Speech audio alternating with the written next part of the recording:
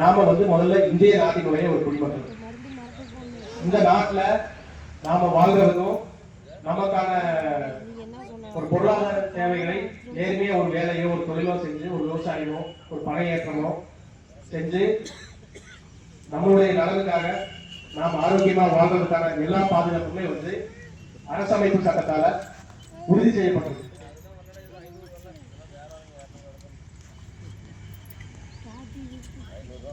நாம இங்க எதுக்காக வந்தோம் அப்படின்னா உங்களுக்குள்ள ஒரு ஒரு பல விதமான கருத்துக்கள் இருக்கலாம்.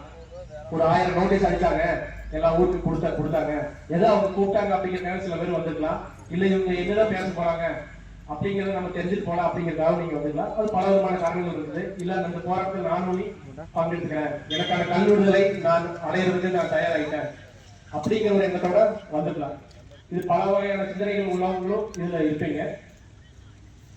ஆனா இங்க எதுக்காக இந்த நிகழ்வு எதுக்காக ஒருங்கிணைக்கப்பட்டது அப்படின்னா உங்களுக்கான சரியான கல்லை பற்றிய ஒரு புரிதலை ஏற்படுத்தணும். இந்த கல் இறக்கி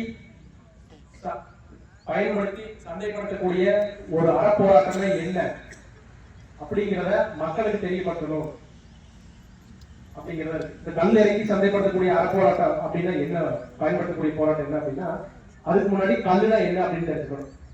ஏன்னா அதுதான் நிறைய குழப்பம் இருக்கு நிறைய பேருக்கு. நம்ம கல்லுனா என்ன அப்படின்னா நிறைய பேருக்கு என்ன புரிதல் இருக்குது, ஏதோ டாஸ்மார்க்ல இருக்கக்கூடிய அந்த பொருளுக்கு பதிலாக இதை குடிச்சா கொஞ்சம் நல்லா இருக்குது அப்படிங்கிறத நிறைய சொல்றாங்க. உண்மை அது கிடையாது. இது ஒரு சாதாரண ஒரு உணவு பொருள். இது ஆகாவோட தலைவருக்கு கொண்டாட வேண்டிய பொருளும் இல்ல, இது வேண்டாம்னு ஒதுக்கி தர வேண்டிய ஒரு காரணமும் இது இல்லை. இது ஒரு சாதாரண உணவு.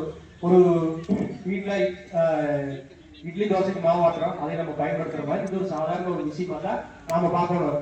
இதை சாதாரண விஷயமா பார்க்காம இது ஒரு பிரச்சனைக்கு உண்டான ஒரு பொருளா நாம பார்த்ததனுடைய விளைவுதான் இந்த கல் தடைத்த 4 மணி இல்ல. இது ஒரு தடை செய்யப்பட்டது, என்னதான் இருந்தாலும் இது ஆகாது அப்படின்னு நிறைய சமூகங்கள்ல இது ஒதுக்கி வைக்கப்பட்டிருக்கு. பெண்கள் அதை வேண்டாம் அப்படின்னு அதை பயன்படுத்துறது இல்லை. அது மாதிரியான பிரச்சனைகளுக்காக இது நீங்காம இது இருந்துட்டே இருக்கிறது காரணம் அதுதான். அப்போ நாம இறக்கி பயன்படுத்துவோம். இது அருமையான உணவு அப்படிங்கிறத நாம புரிஞ்சுக்குவோம். இந்த நிகழ்ச்சி முடிச்சுட்டு வீட்டுக்கு போனா எங்க போனாலும் நீங்க எந்த ஊரா இருந்தாலும் இனிமேல் கல்லை வீட்டுல நீங்க பயன்படுத்துங்க. இல்லைங்க நம்மளுக்கு அந்த பழக்கமே இல்லை அப்படின்னு நீங்க நினைச்சீங்க அப்படின்னா சிறிதளவாவது ஒரு 1/4 டம்ளராவது நீங்க கொடுங்க, உங்க குழந்தை கொடுங்க, உங்க வயிற்றுக்குள்ள அது போகணும். அப்பதான் அந்த உணர்வு உங்களுக்கு இருக்கும். கடைசியில நம்மளுக்கு தேவையாவது இந்த கல்லை இறக்கணும் அப்படிங்கிற ஒரு அந்த காரணத்திலேயாவது நீங்க நிற்பீங்க. ஏன் அப்படின்னா இப்போ என்னை எடுத்துட்டீங்க அப்படின்னா எதுக்குப்பா கல் இருக்கணும் அப்படின்னு கேட்டா எங்க தோட்டத்துலயும் கல் இருக்கு. நான் கோயம்புத்தூர் மாவட்டத்துல வரேன். ஒரு 5 வருஷமா லஞ்சம் கொடுக்காம எப்பவுமே கலப்படம் இல்லை, ஒரு சட்ட விழிப்புணர்வோட கல் இறக்கி பயன்படுத்தக்கூடிய ஒரு கள போராட்டத்தில் எங்களை நாங்கள் இணைச்சு 5 வருஷம் ஆச்சு. எங்களுக்கு இந்த